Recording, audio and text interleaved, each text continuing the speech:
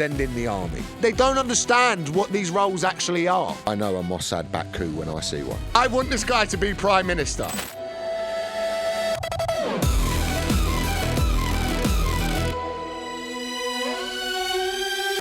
Welcome, people. I know you tune into this show for all of the big stories, and we're going to get straight into it today. The local elections are upon us. That is right. Never mind Iran. Never mind Lebanon. Is it Lebanon? Yeah, Lebanon. Never mind these things. The local elections are coming up. Now, if you are one of our overseas viewers going, what is a local election? Congratulations, you are now just as informed as 99% of the British public. The local elections is the British public basically voting for who goes on the local council in their area. And it's great. It's fantastic because it highlights that most people don't really understand what the roles are in politics. You have local people who have too much time on their hands run for it because they think they're going to be on a council in a local parish meeting, and that means they can now stop the British arming Israel, when actually they're just dealing with what roads need lollipop men. It creates some of the greatest stories in British politics because the local elections are kind of the open mic of politics. Like you can run as an independent, anyone can just do it. It is really a position that doesn't actually matter that much. A few years ago, there was this fantastic story where a man from the trade union and socialist coalition, that major party we all care about, was running for his local election and demanded a recount because he got 0 votes, and said he can't have possibly got 0 votes because his wife voted for him. Which means one of two things have happened. The electorate has seen the trade union and socialist coalition for the powerhouse it is and has done voter fraud. Not even voter fraud, rigged the election. So this man only has 0 votes instead of 1. Or his wife lied about voting for him. A lot of people run for positions or say they're going to run for positions and they don't really understand what the role of that position is. The governing bodies within politics, a lot of the time they're very boring. It's dealing with real local issues, working out speed restrictions, stuff like that. There's 2 people I want to point out for this. One of them is Middleton. Now, Middleton, he was in the SBS, the Special Boat Service. He was in a show called SAS, Who Dares Wins.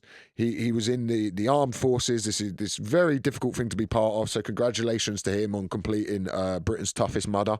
We respect the armed forces on this show, of course. We respect all the forces, every force ever. And he now says, well, he came out a few years ago and said he wants to be mayor of London because Sadiq Khan isn't doing a good job.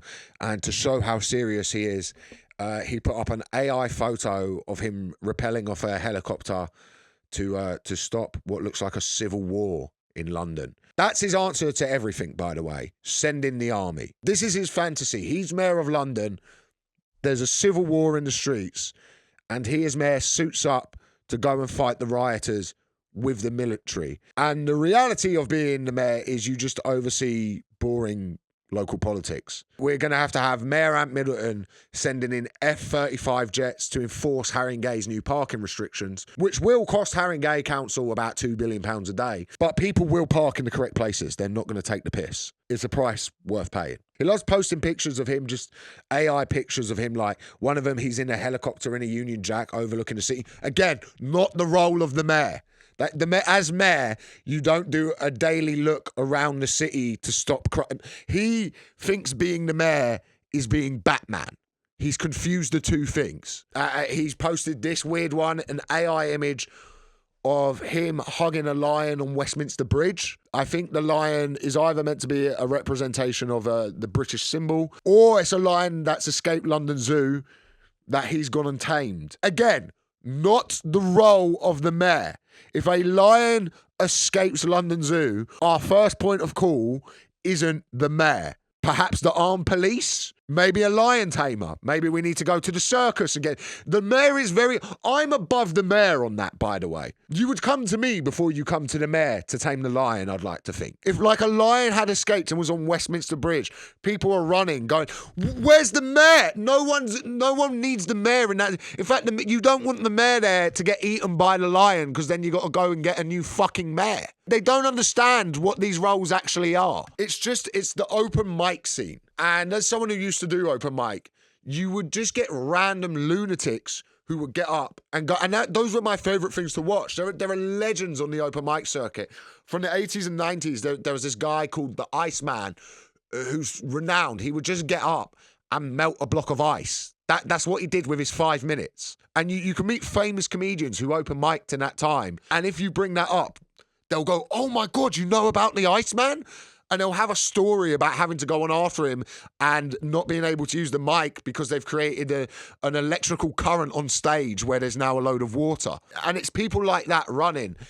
And I have struck gold this week looking into the people we have running independently. And I found this guy, Shane Wiskin. He's running independently. Here's his leaflet. It's time to reforge the East End. Okay, this is a good start. As a construction worker, salt of the earth man, he knows what he's talking about. I've built much of Newharn's future. He's misspelt Newham in the opening statement of his leaflet. The area he's running for, he has misspelt it. As someone who can't spell, I've never related to a politician more in my life. Alongside this, I have 10 years experience in the security industry. Okay, good. This guy knows about safety, including counter-terrorism.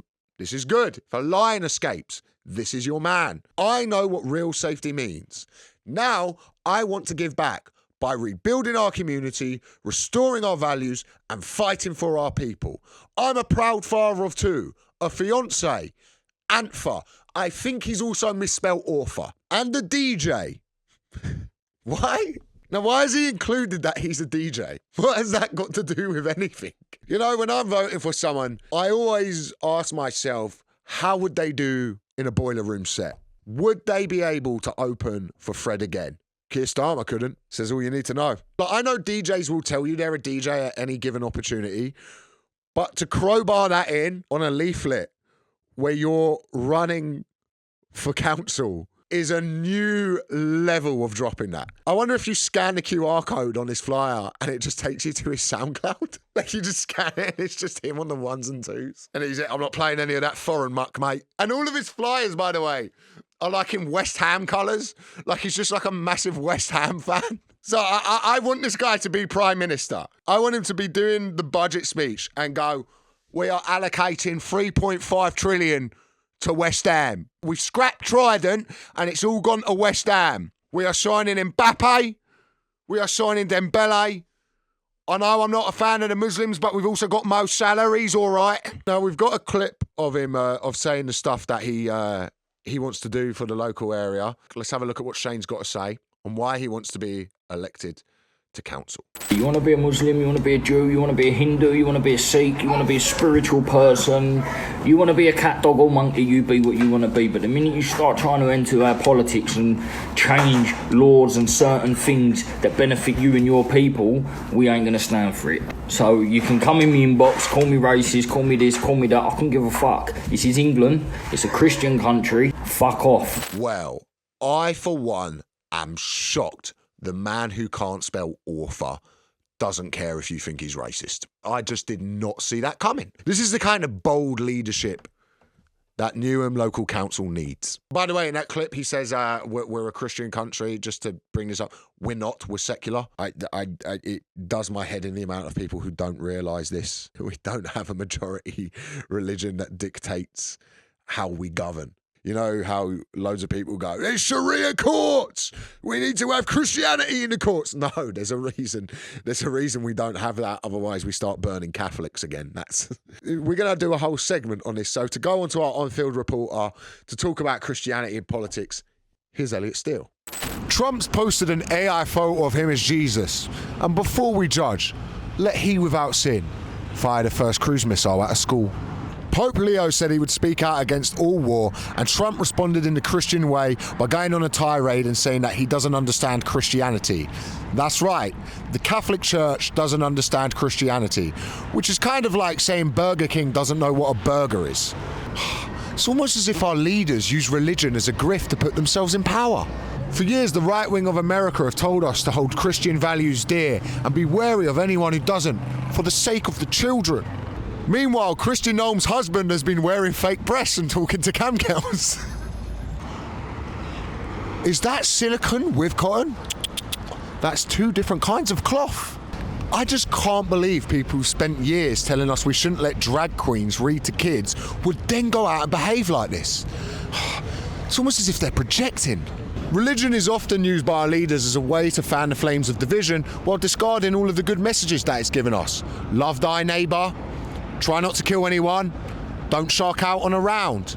But our leaders don't want to hear this stuff while they themselves act the most ungodly amongst us. This is a common thing I see coming up at the moment. People say that we're a Christian country, and I really think it's because a bunch of fit can only think in terms of football rivalries. I think they look at Islam and go, well, that's like Celtic, so I'm going to be Islam's Rangers, which is Christianity, and they can't see outside of that.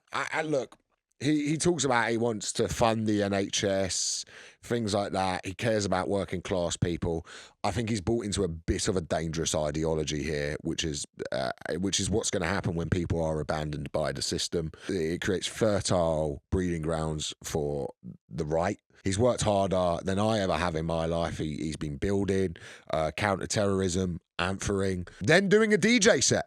All in a day's work. But once again, people, and I'm going to keep saying it, you got screwed by austerity. There was a financial banking collapse, and that caused all your services to be gutted, and now you're just blaming whoever's around you.